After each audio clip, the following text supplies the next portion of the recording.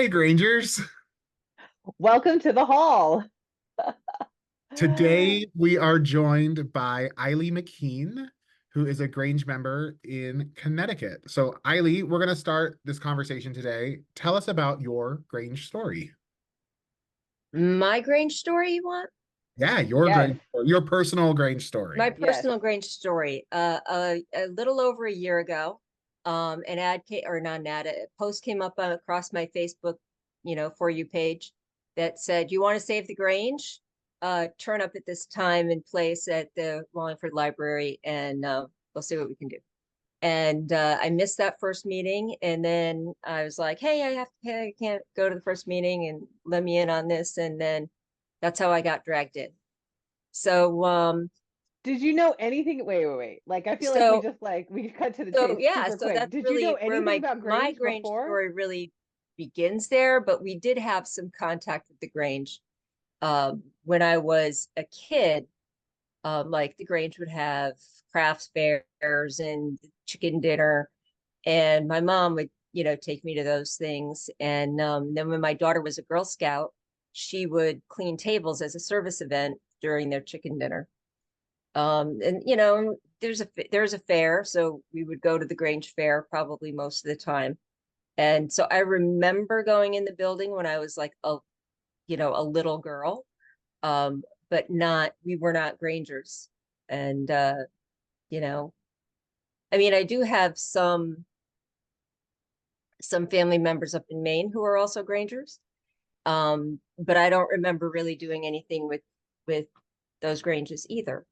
So, so that's really where my Grange story begins. But meanwhile, I love old buildings. I mean, like, I'm married to a carpenter who can't stand them because there's never, a Problems. plumb and right angle. I'm sorry. Right. Nothing's plumb, nothing's square, nothing's level. And it drives him crazy. But I love that. I love that. And I love history.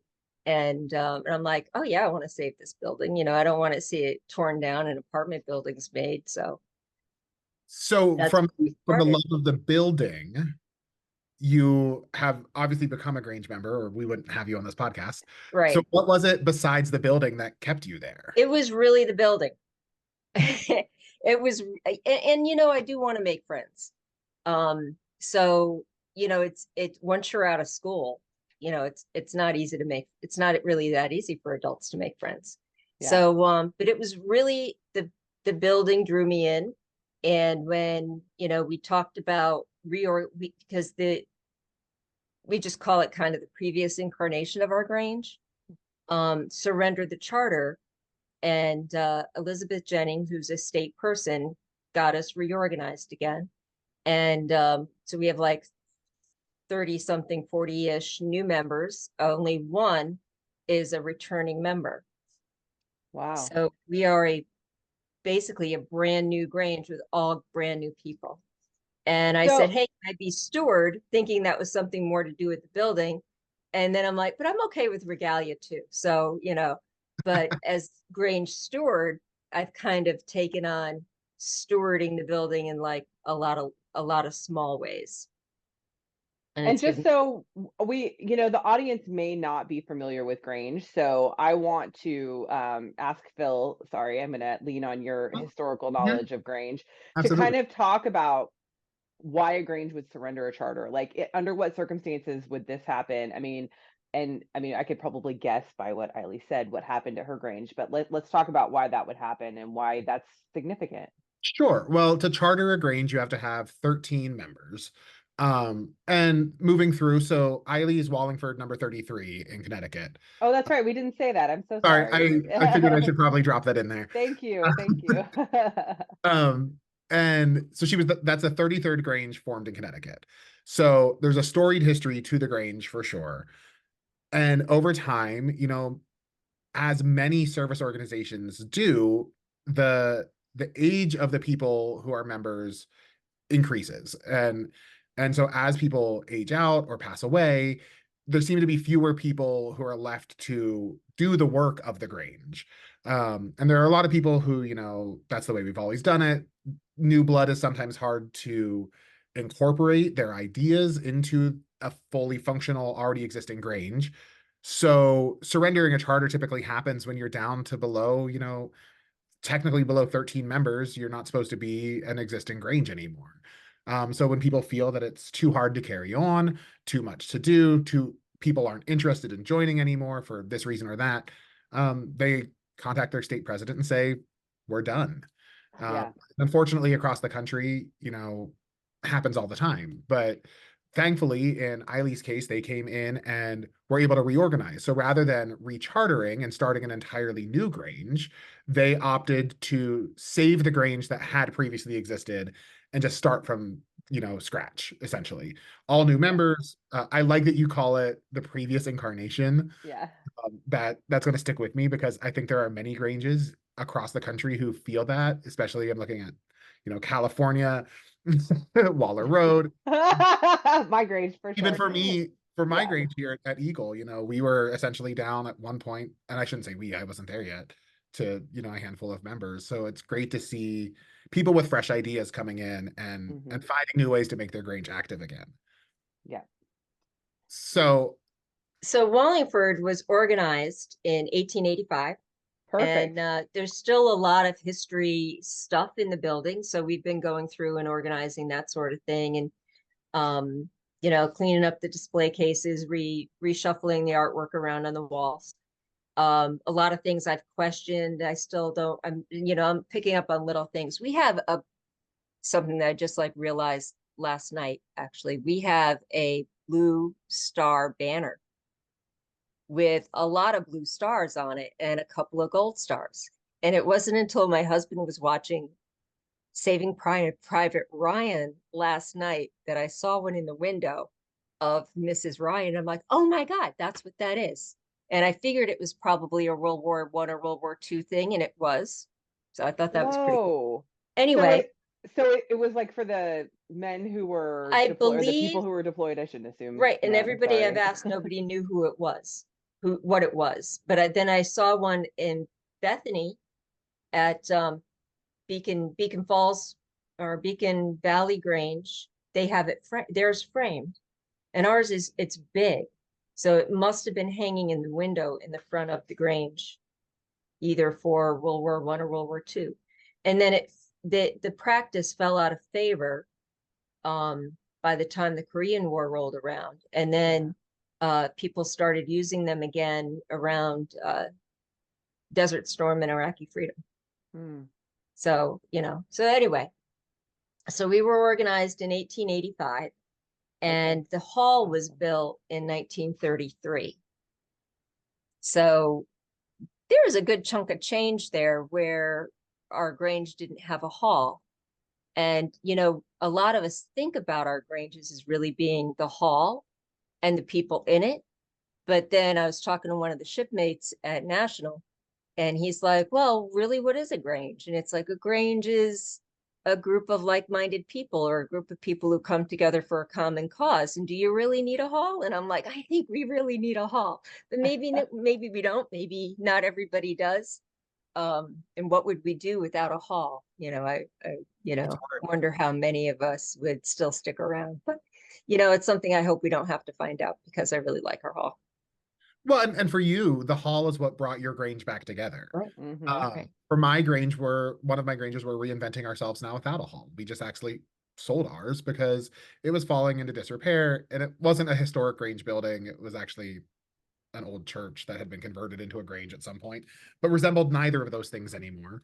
So, every Grange is different, and I like that it is the group of like-minded people, and you came together for the hall, but now you are starting to expand beyond that.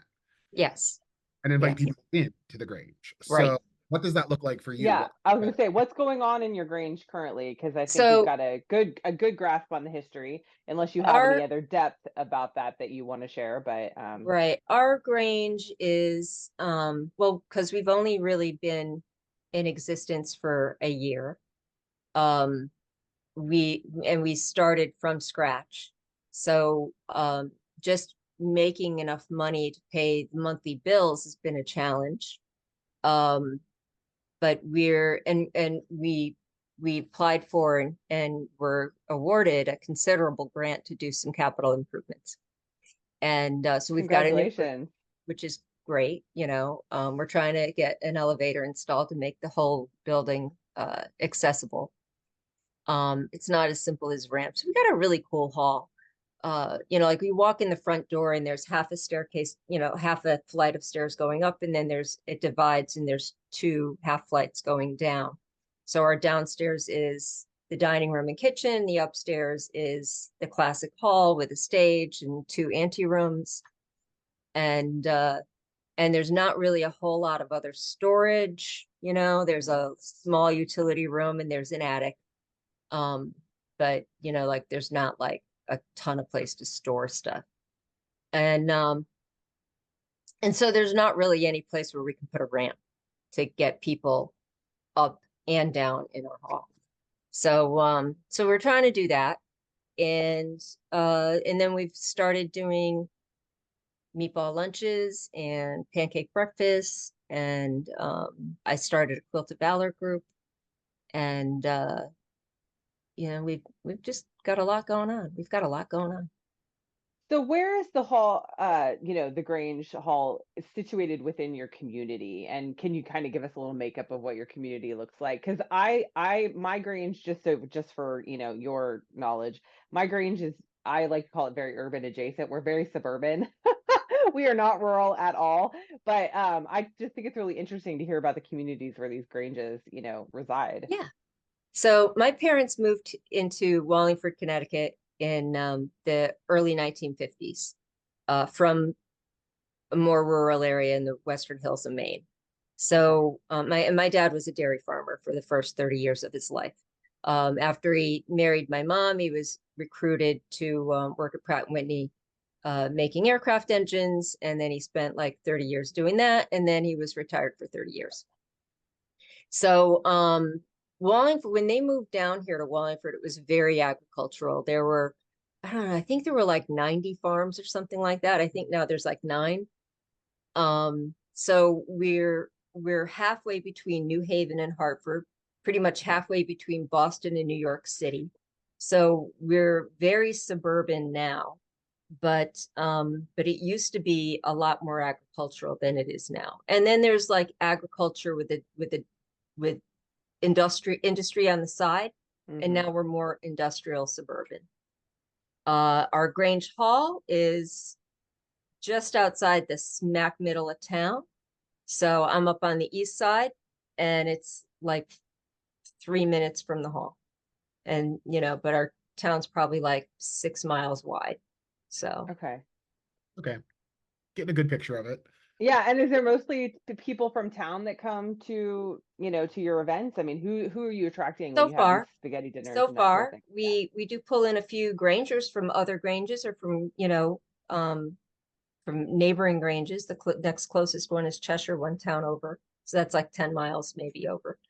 But we've been pulling in a lot of people from the community, a lot of the old time families, people who may have had Grange connections in the past. The previous incarnation of the Grange, we lost a few members when the Grange dissipated. A few members went over to Cheshire, the next nearest one. And then some people had moved away. I mean, and they weren't all older. There were some, younger-ish people who just didn't continue for whatever reason, or like I said, they moved away. Like our treasurer, I know, moved to Maine, and our master lives in Guilford, but he's like the one guy who came back. So but we are pulling in more people from around the neighborhood for our events, like our lunches and stuff like that. It's a lot of family members of members, family of members, and then there's a senior housing complex right up the street that's got a couple hundred units that we're starting to pull those people in because they can walk. And for other people who might be in the same situation as you are, they have a next iteration of a Grange, a growing Grange. How do you guys advertise to the community? How do you get the word out? Like, what do you guys do? So we've been doing a lot of social media, and then we flyer stuff. We've got things up on bulletin boards in grocery stores and the library and the senior center. And, we try to do a lot of word of mouth. And we've been working with trying to help, partner with some other business organizations in town. We have like an economic development sort of entity that's not really municipal, but it's kind of municipal, a nonprofit that we partnered with in a few things. A couple of them actually that we partnered with in a few things. So we've been, trying to like co-fundraise. It's probably not the best way to do it. We try to do our Sponsor. service projects with that sort of stuff. Like Yeah. there's Some of a it goes there's a stays group with you, some of called it- Coalition for a Better Wallingford, and they do a lot of substance abuse programs and awareness and things like that. And over Christmas, they had the town does this big holiday stroll, and they had a festival of trees, and other organizations and groups and for-profit groups, schools, non-profit groups, whatever, made these little tabletop trees that they then raffled off. So we made a tree, and that was a lot of fun. And then, they were able to make money off of that. So, it was just something we donated for the heck of it, because, it was cool to do. So, I mean, that's also a great way for somebody who's looking to get their name into the community of, Yeah. it might seem small or trivial, but people are walking by going, oh, Wallingford Grange, I didn't realize they were back in action. Like, or I Yep. remember them from way back when, let me learn more about Yeah. them. And a lot of people are like, oh, you're going to bring back the chicken dinners? And it's like, yeah, Oh my eventually we'll bring back gosh. chicken dinner. Oh my And gosh. people are Can I like, just oh, what talk to you about the about the fair? chicken Well, dinners? People ask us about the chicken dinners all the time, and I'm like, do you understand how expensive that would be to do in 2024? Like, it's like, I don't know. And not only that, they used to cook them out back on over an Yes, open on a fire. Oh big my God, open trying to keep spit. the temperature Yes, right. That is yes. such a nightmare. There's Okay, still a thank you. Grange here that does 1,500 chicken dinners twice a year. Yeah. I don't know how they do it. God love them. I'm so appreciative of the fact that this is a memory that people have, because all the time, I cannot tell you, Aili, how many people ask me when they're coming into the Grange, are you guys going to bring back the chicken dinners? And I'm like, I can't sell you half a chicken with 2 sides for $12 or whatever they were doing 30 years ago. Like, I'm like, I I can't, no one know. can do that. Like, maybe I can go buy some Costco chicken and do that. Go buy the So pre-made rotisserie chickens. that's from right. No, Costco. but the same in my Grange. There was a big open barbecue pit that they used to cook on. So that's so interesting that that's part of the Grange And buy history. coast. Is that I know. And so, like, Phil, do you know anything about that? Like, is that like It was just back in the day, it was the big fundraiser. It was just okay? how people fundraised. Some communities, so where I grew up, it was the Lions Club. It was known for their chicken dinners. It wasn't Mm, the Granges in our area, it was the Lions Club. But it was everybody kind of had their niche, but a lot of Granges, it seemed to be the Grange chicken dinner. yes. Um, And the fact but it was happening on the East Coast and the West Coast is yeah, so Mhm. I funny. wonder if at some point there was something put out in like a Grange publication that was like, here's how to build your perfect, chicken roasting pit. And here's how, like, Could I'll have do been. some research. Awesome. I'm going to add that to my Could have list of been. things. I did find some lecturers' handbooks from back in the 20s, 30s, 40s, and they're small books. They're like pamphlets, but the type is so tiny. Then, Did there's everybody walk around with a magnifying glass back then? Like, I feel like they had to. I Like, how else? yeah, they Because I've must, seen. maybe wearing the one that was a necklace. Oh, the Yes. long. Yes. Yeah, it is true. Like so I'm a collector of Grange memorabilia. And I have on my bookshelf over there somewhere, a whole bunch of like very tiny little pamphlets and like Grange manuals that have surprisingly actually gotten bigger for as small as they still are. Like the original ones were so small. So yeah, God, people's They eyesight had must to, have been a lot better. or they just had to fit in their pockets. I'm sure that's probably Mhm. just like the travelability, like. Yeah, still, man. Mm. I know, it's crazy. It is crazy, but that's so interesting. Um, so I think, the big question, me also being a new Granger, Ailey, you don't know this about me, but I'm a pretty new Granger too. And I didn't have any foreknowledge of Grange before coming into it. It was just, what I knew of as like the community center in my area. And so to me, it was like, of course I want to be a part of that. Like, this is my community. That's important to me. Where do you feel like, and we'll start local, we can talk bigger if you want to talk bigger, moving forward, but like, where do you see your Grange going? Like, how do you see this evolving? So number one, obviously it can sustain, but just also like, how does it grow and how does it become whatever the next iteration is? I think that all of us have our own vision for the Grange in our Grange. And I think that there's enough room in the calendar and in the Grange itself to actually realize pretty much all of it. But I just really would like to see the Grange become like the new best social club, where, you can turn up on any given night. There's something going on, that, that you need a building, you need some place to throw a baby shower. That's the first place you think of. That you want to go meet somebody new, or hang around and over pancakes and chat about whatever the topic of the day is. I would like to see it become that, and this is when I started the Quilt of Valor group. We've only had like 2 meetings. I really encouraged like conversation, and just because it's not just about making quilts, it's really to build kind of a sense of siblinghood between all of the quilters. And it, just that's what I'm looking for. I'm looking for like, my next set of best friends that I'm going to have for the next 30 years of my life. So, I'm coming out of politics and, Girl Scouts and, all these other things that I've done over the past my lifetime, that not everybody stuck around, and then you have something in common with people for a while, and then you don't. I had Girl Scouts in common with a lot of people. I've made some really good friends with, I'm still friends with, and I've recruited some of them to Grange. But now our kids are all grown and everybody's going off in different directions, and not everybody really wants to go camping and cook over an open fire anymore, which I still love, but Yeah, Phil and I are like, nope. Listen, no. Oh, you will? Oh, not me. Nope. I won't sleep on the ground. Sorry. My camping experience was very much about food. It was very food oriented. So I love open fire cooking. I love Dutch oven cooking. I can make cookies and pizza in a box oven. Yeah. So I grew up in Girl Scouts. We did, my mom and I did all that too. Yeah. I remember all that. Aili, I really think you need to check out the next Grange Revival, which will be in Torrey, Utah.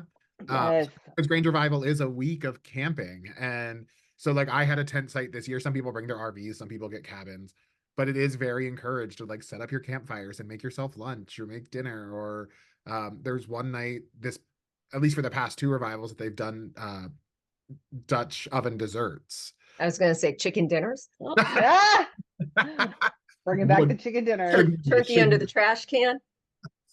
We did, well, they brought in the Blackstones this year, and we did burgers for 150 people one night, and it's a lot, but it is one thing that, like, people learn and watch these people who do the Dutch oven desserts. Or my camp, we made campfire nachos one night, which was delicious. But so Grange Revival is something that for people who are more of the outdoorsy people, as you are, especially judging by the bow and arrows on the wall behind you, that it's something that unites Grangers across the country in a different way from our service and other things that our Granges do. The hard part for me doing that sort of stuff now is my dogs. And like I went to National this year. It was the first time I spent more than one night away. It was actually the first time I'd spent a night away from my dog. So I was like, oh my God, my dog, and I would go everywhere. She's great traveling, but when I'm going from meetings and workshops and rituals, I can't take her along with me, unfortunately. That's the good thing about None of that. She would love to go Would out you say west. that's a good thing about what? Would you say, Phil? You cut out. Revival has no meetings. There's no set Yeah. schedule. There's Yeah, no. it's just like it's vacation is what It is, I've never been. I'll be honest, I've never been, but I've heard it's like Grange vacation. Like we that's call it what. granging with your feet up. You know, Yeah. Yeah, the social part of the Grange without the conference part of the Grange. You know. that'd be Yeah. a lot of fun. And my dog would love that, especially out where there may be bears. She would love to like chase some bears, you know. Oh, that sounds scary. That's what she does. That's what she does. We have black bears here in the Pacific Northwest. I don't know that you want her. Maybe you want her to chase black bears. I don't know. She's a bear dog, so. Oh, that's awesome. I love it. So on a grander scale, and because you were at national, I feel like maybe you have a flavor for this as well. The Grange is an entire organization nationally. Where do you feel like where do you feel like we need to shift in order to sustain? Because I think that that's something that there was a lot of conversation. Obviously, there's still a lot of conversation under our new national president about how do we shift gears? How do we evolve into an organization that stays relevant and can sustain, into the future? So I jumped in. There was no toe in the water with me. I jumped right in. And I went to my state session, and I went to national because it was close enough to drive to. I probably won't be able to do a national until it comes back out this way, because I can't really, my husband's not really into this sort of thing, and somebody's got to stay home with the dogs. And I have the same setup. I understand. yeah. Mine is kids, not dogs. One of the things that Girl Scouts did really, really well is they were a service organization built of volunteers. And I can see that in the Grange as well. So what there was for paid staff at Girl Scouts were really there to serve the volunteers. And I think that that's something that I could see working really well for us as Grange. And sometimes I'm going to say I haven't really seen a lot of it myself because I've only been in a year, but I hear a lot of it from, people chatting just around the breakfast table, either at National or at, around the lunch table at Pomona, or, around the dinner table after, because I go to other Granges too, because I've not really seen a lot of the ceremony that I've wanted to learn more about it. And so I try to get out and meet others. So, but a lot of people express frustration that it really feels like, that like state has the attitude, or some people in the state have the attitude, or I don't really know how that goes, that subordinate Granges serve the higher structure and not the other way around. And I really think you have to look at the way that we're structured. Subordinate isn't really a very good word for this, because we're more like the bones of the organization and the flesh of the organization. And, whereas state and national are more like the clothing you put on the bones and flesh of the organization. And I think that really, and this is just mainly because I've come from Girl Scouts where they cannot thank you enough. And you pat a dog on the head and you say, good job. That dog wags its tail and wants to do more. Then, not that we're all dogs, but I mean, come on. is that when you serve the volunteers, then they will do more for you and more for everybody. And I think that's kind of where I would like to see things go if they aren't going that way. And, I had a really good time at National, and I think that the day of workshops was really cool, and I had a lot of fun at all of those, and I did them all. So, but Yeah. I think, that's something, and I think it's really cool that the new president uses Grange as a verb. Go Grange. Get out Go there and Grange. Grange. That's right. I'll say that from my point of view, we have many people have moved away from using the term subordinate Grange Mhm. and now just refer to it as the community Grange. Right. Subordinate does mean serves the people above. Mhm. And you're right, it is backwards. We pride ourselves on being a grassroots organization where the ideas come from the bottom and flow upward and then get disseminated back out. Or the advocacy that we're working on comes from the local Grange and works its way up.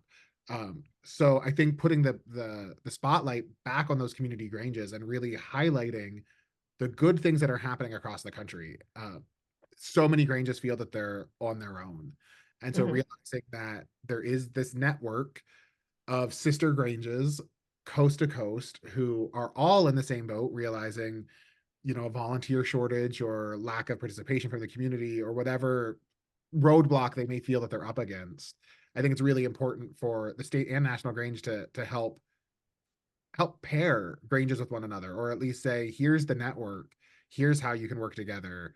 And thank you for the work that you're doing. Yeah. So And I think some of that is just, taking advantage of what's already in place. Like I always go to Pomona meetings because I like them. I mean, unless I have like a really big conflict and I just can't.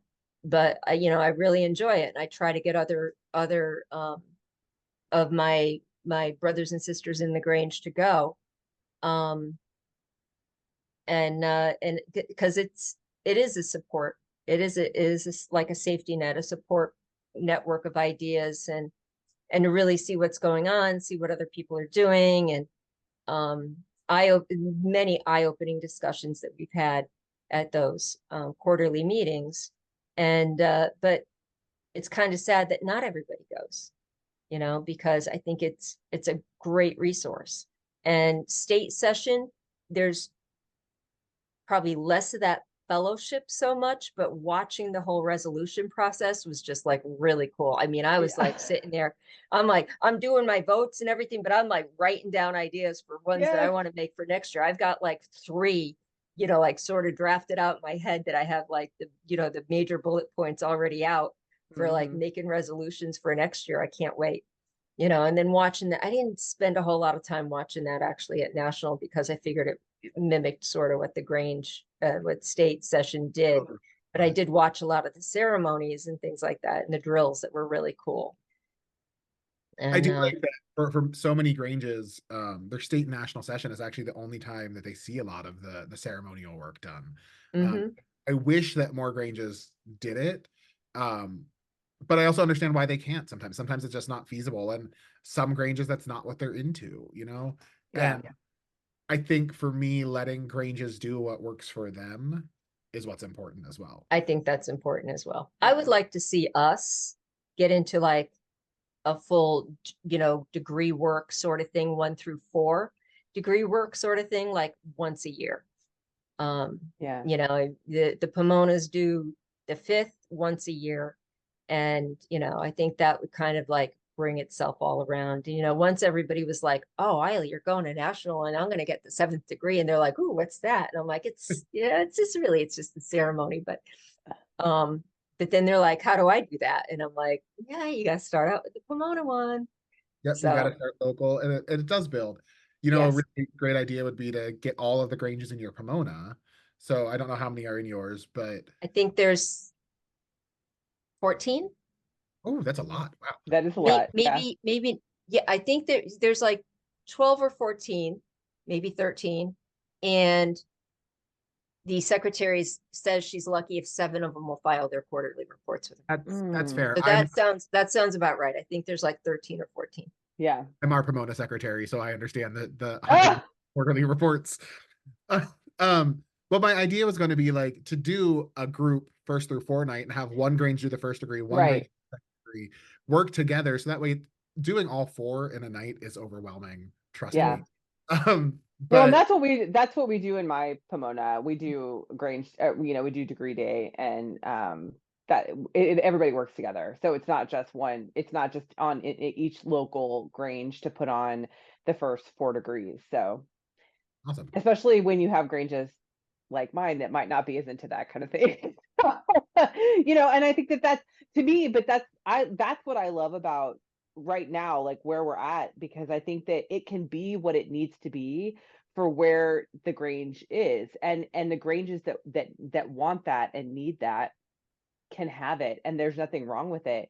Mhm. I just think that it's just a really interesting place that we're in as far as like this evolution of what the next iteration is of Grange. So I love the fact that your and my story is so much alike. Like it's so interesting because I was actually very reluctant to join. I had some friends that dragged me along and they're like, join, join, join. And I was like, I don't know. I don't know. Like I kept going and I was like, I don't know if I'm gonna join. I don't know if, and then once I joined, it was like, I was done. It was all in. So You got to jump in with both feet, I think, sometimes instead of yeah, uh, there are a lot of people who don't get the full Grange experience because they're not willing to immerse themselves in the fellowship and immerse themselves in the yeah, activity. yeah, Um, Even in the Granges that I'm involved in, there are people who show up for certain things and that's all they show up for, but realizing that they're missing out on some of the bigger picture parts of the Grange uh, right.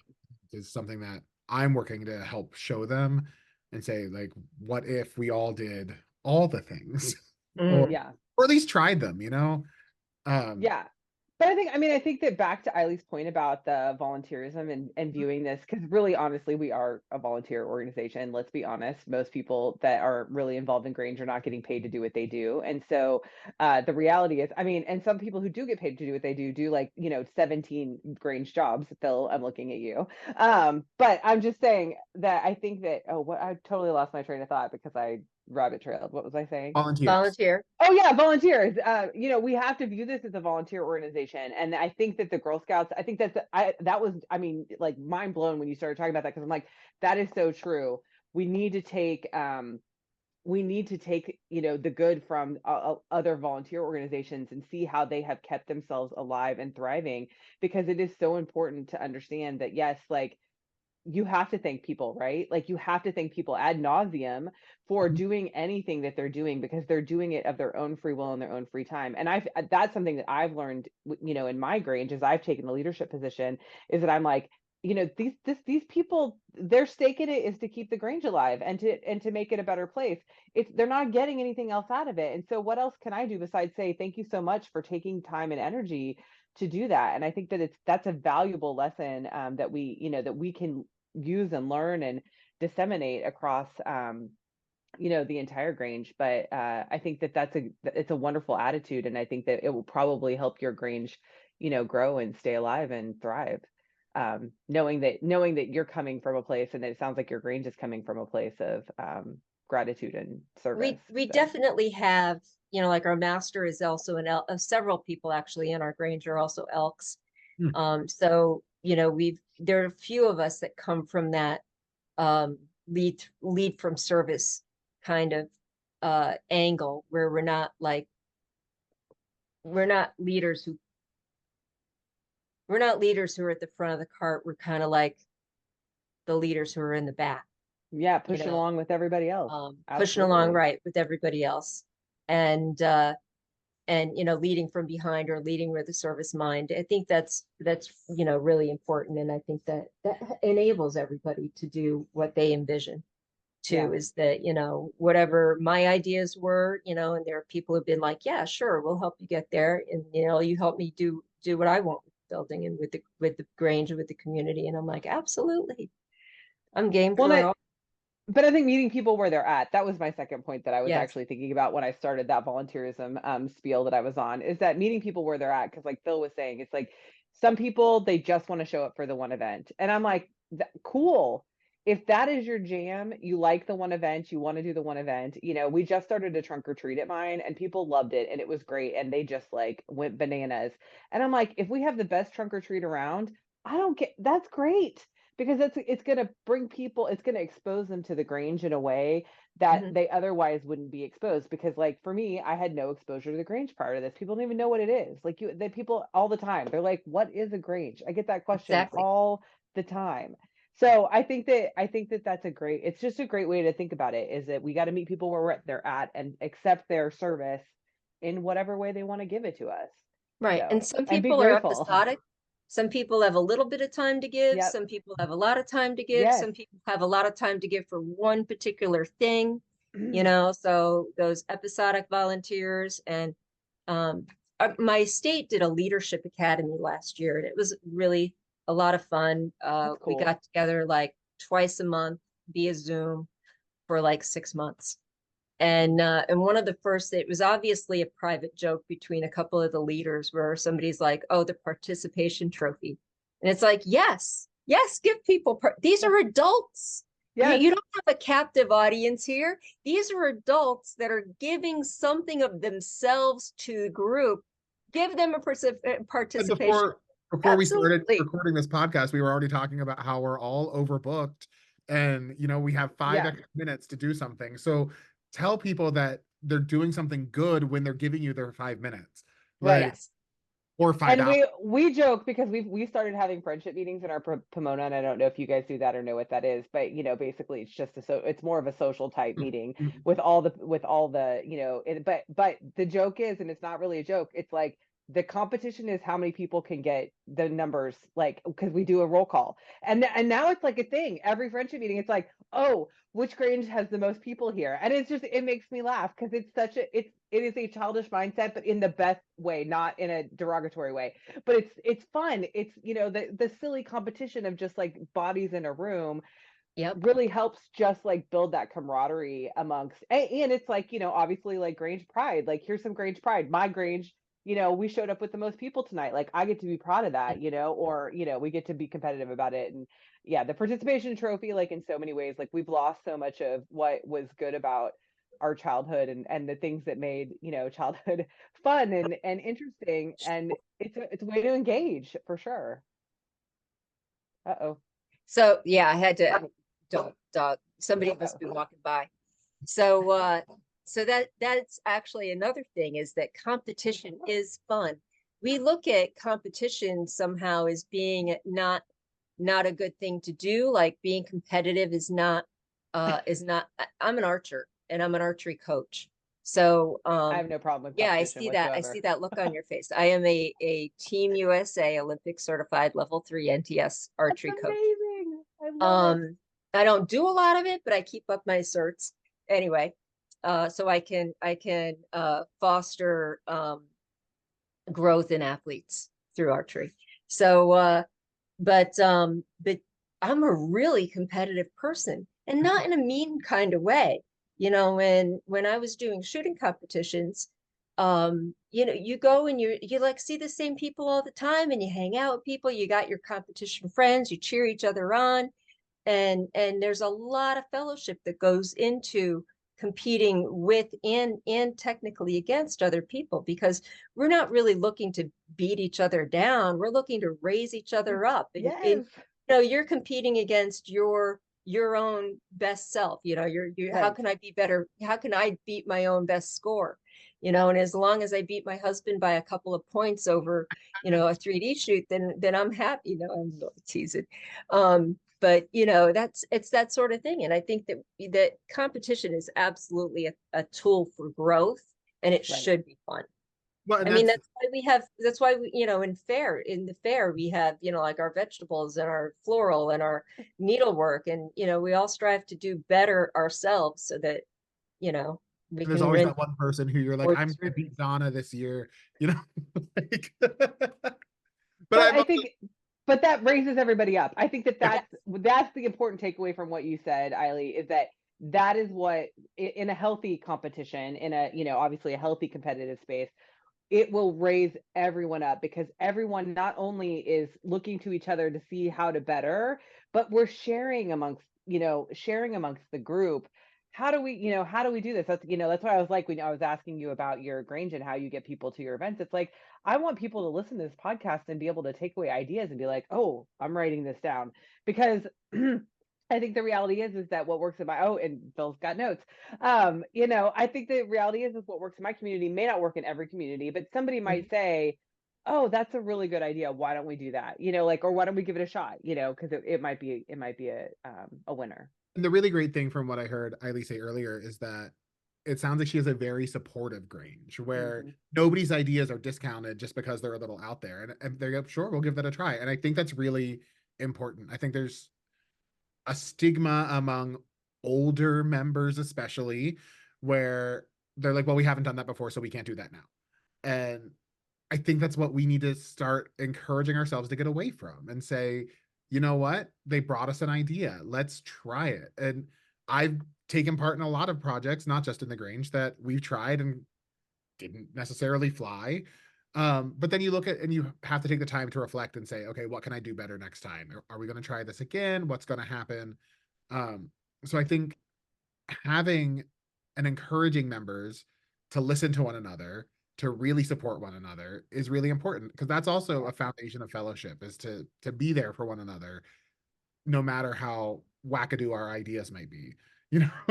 And I think that if you get into it and you start looking at, if you analyze what works and what doesn't, and then you could start saying, well, we think that we had a really successful meatball lunch a couple of weeks ago, and we sold out. We had our goal, of 50 sandwiches. We actually ended up selling like 54 because we just had that many. We were able to squeeze out a couple extra sandwiches out of that. And what worked and what worked is that we advertised really well. So if we carry this advertising and bombarding of the community basically with this information, then we can get people to show up. And then the word of mouth, getting, how did we do this, and what doesn't work. Maybe we had a tag sale at our last fair, tag sale table, and that's really common in a lot of Granges, and I've seen that, and maybe other places do better, but we did not. I mean, we sold some stuff, but we ended up with a lot of stuff left over, and we don't really have any place to store that stuff. So are we going to do it again? No, I don't think we're going to do that again. That part of our fair just didn't really cut it. So then what are we going to do instead of that? And it's like, well, we did a bake sale that did okay. The cakes didn't really sell, so we're not going to do cakes. Maybe we'll do more cookies. Cookies really seem to, things you could really just fit in your hand and munch on the way down the street really seem to do much better. So, trying to analyze what worked, what didn't work, if parts of things worked, and to be able to look at that and not take any of it too personally. That whole, tag sale table, that was kind of my idea. It's not going to cut it. I'm not offended. Yeah. And if something doesn't work, not viewing it as a failure, just viewing it as a stepping stone of like, what's next, like what can we change, what can we make better. So the experience is what's important. Absolutely. Absolutely. Well, this has been amazing. I've learned so much. So Aili, do you have any closing thoughts or anything that you didn't get to say that you want to say to get out into Grange world? No, I can't think of anything. This has been a great conversation. It has been. Thank you for joining us today, and we'll see you next time at the hall. At the hall. Thank you. Thank you.